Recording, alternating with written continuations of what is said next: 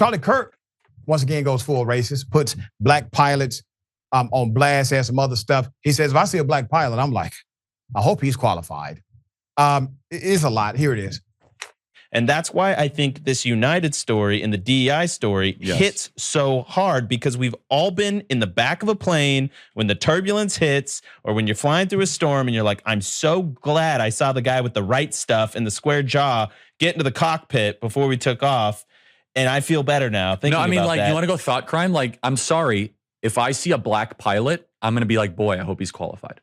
Well, that's the you wouldn't have done that. You wouldn't have. You wouldn't have done that before. That's not an immediate. No, you wouldn't have done that before. That's not who I am. That's not what I believe. It is the reality the left has created. When I get on an airplane, I want my pilot to be like, "Hi, this is Chad."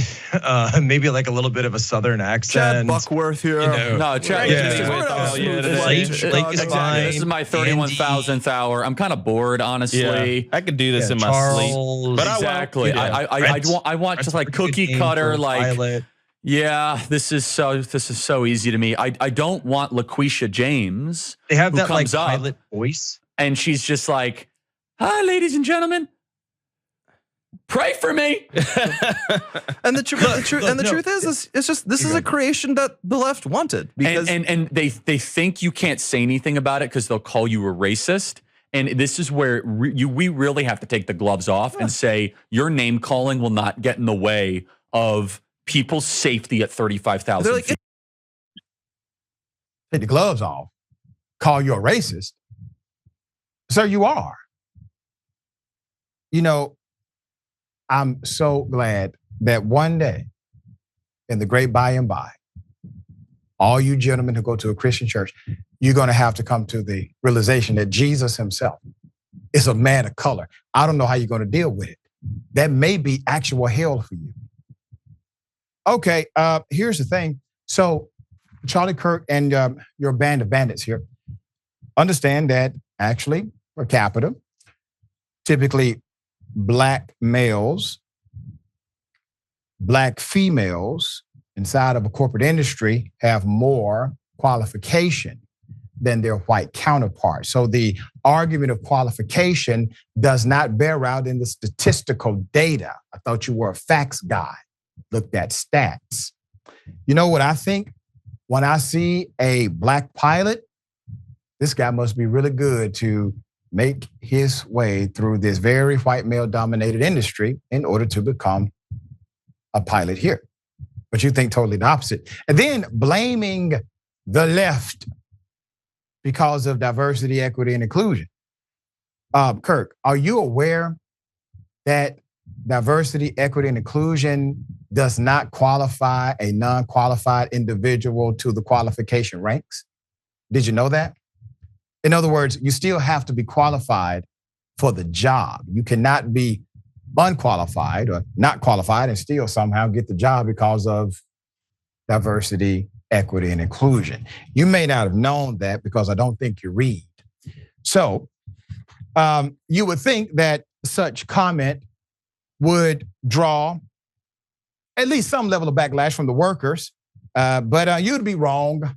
So what did Charlie Kirk do? What any good racist would do? Find him a token in order to validate his racist position. This is the ultimate, but I have a black friend who agrees with me.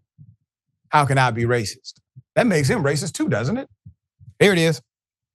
Of this. We're a truth-seeking show, but I can say declaratively, this guy is not worthy of a national holiday. He is not worthy of godlike status. In fact, I think it's really harmful. It doesn't faze me, as you well know. We did a whole show on MLK and the whole thing, and it's just so everyone knows. I called Pierre up before it. We called it. We're like, "Hey man, we're doing this," and you were like, "I was trying." I loved it though. I loved it. You did. Well, thank you. I love that you were bold, and That's very sweet. There's so many black conservative heroes. Like there's MLK is not. He's not God. He gets his own national holiday, higher approval rating than Jesus, right? Yeah. How does your family treat you if you're okay talking about that? No, I'm totally okay with it. My family knows we've had these conversations, so they know I'm gonna be honest about it. So my mom actually, she didn't. When I first had a conversation with my mom, she didn't take it so well. But the final straw, I think, was when she saw my support for Trump, and my mom and I actually stopped talking for about 2 years. And I was, I guess, the embarrassment to the family because of my support for Trump. I think that was way too far for her. How'd you handle that? I mean, I would be lying to you, Charlie, if I told you it didn't hurt. It's my mother. So it definitely hurt to hear that you're an embarrassment to the family. Mind you, I'm not out there doing drugs. I'm not out here gang banging. I'm a college grad. I mean, I'm not doing anything crazy with my life where I would feel like I'm an embarrassment. I just simply have conservative beliefs and I'm supporting the conservative candidate. Can I ask a provocative question? Sure. In Black America, would be embracing of Trump looked more negatively than gang banging at times? Not in your family, but generally. One would think, I guess. I don't know. Your mother was trying to do you a favor, sir. She was trying to make you come to your senses and was hoping that a sharp contrast in the relationship would jolt you out of the cult. Sometimes it works, sometimes it does not. Here's why you're an embarrassment. You decide to talk to a racist about racist commentary as he's talking against an actual hero of our nation, someone who raised the collective consciousness of our entire society and by proxy, the world itself, who was assassinated for his beliefs, decided to still put his life on the line, even though he knew he was probably going to be killed. You go on a show to besmirch the character of Dr. Martin Luther King Jr. along with Charlie Kirk, who brought you on to do nothing more than to talk about how great white people are and how bad Black people are and how Dr. Martin Luther King Jr. is not all that great. Sir, you are a broken Black man, severely. Now I challenge you. If you believe in the rhetoric you spew, you can come on this show anytime. I'm not a track star. Ask your friend Charlie Kirk when I flew all the way to his damn state to mop the floor with him. All right, Wozni, thoughts? I mean, right?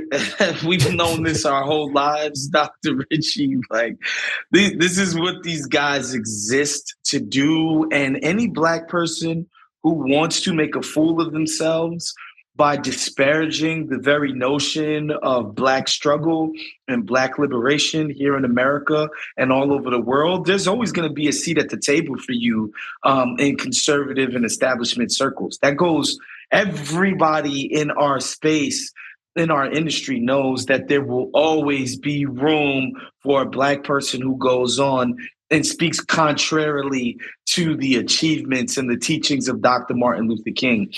Charlie Kirk is just hilarious because I love this idea that there are white people that would be displaced by unqualified whites. Charlie Kirk knows he's a hack. He's talented. He's talentless. There's nothing particularly smart about him. He knows there's nothing special about him. So like if, a bunch of Black people and people of color got their just due, he knows he'd be on the chopping block. He's not special, not talented. He understands that average as he is, if more Black people got a fair shake, he would be out of a job, quite frankly. And by the way, I'm not the biggest DEI sort of freedom fighter either. Sometimes I think these DEI issues get preference to above issues that affect more Black people, quite frankly. I've seen the other day that Kenya Barris is going to get to make a Black Wizard of Oz. And I'm like, yeah, this is what DEI in Hollywood gets you. I don't know how many Black people are served by this guy getting to make that movie, so I'm of two minds of this thing, but let's keep it all the way 100. In the professional class, if more Black and brown people got a fair shake, Charlie Kirk couldn't exist. That's just period. And that's why he feels so threatened by it. And the Charlie Kirks of the world, right, of the world cannot exist because This is not about qualification. This is about equitable opportunity. And once you even the playing field, all of a sudden. Widen the scope of your inquiry, guys. We can do better than Charlie Kirk. Well said.